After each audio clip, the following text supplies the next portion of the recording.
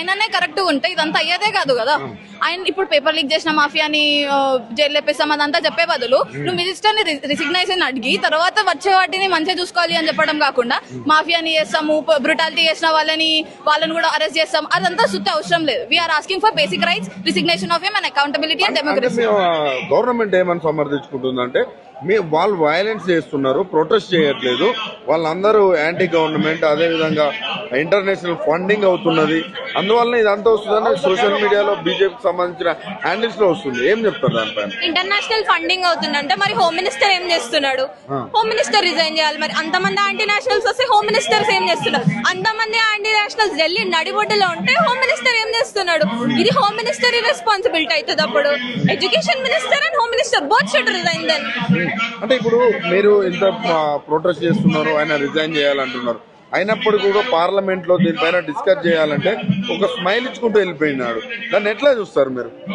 It's completely towards the government. అసలు students గురించి ఆలోచించట్లేదు, వాళ్ళకి స్టూడెంట్స్ గురించి పట్టించుకునే టైం లేదంట. మరి ఏం చేసే టైం ఉంది? They are public servants, they are behaving like hell.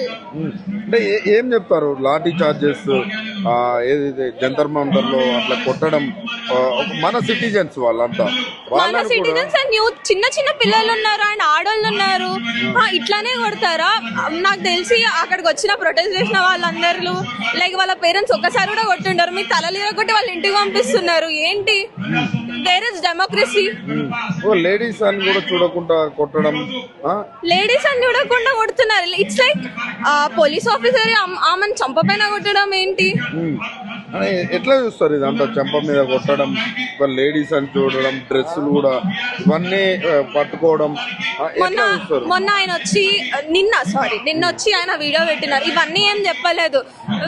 We condemn that ఈ పోలీస్ వాళ్ళని కూడా అరెస్ట్ చేయాలి. అట్లాంటప్పుడు పోలీస్ వాళ్ళే ఇట్లాంటివి చేస్తే మేము ఎవరికి వెళ్ళి చెప్పుకుంటాం? ఎక్కడికి వెళ్ళి చెప్పుకుంటాం?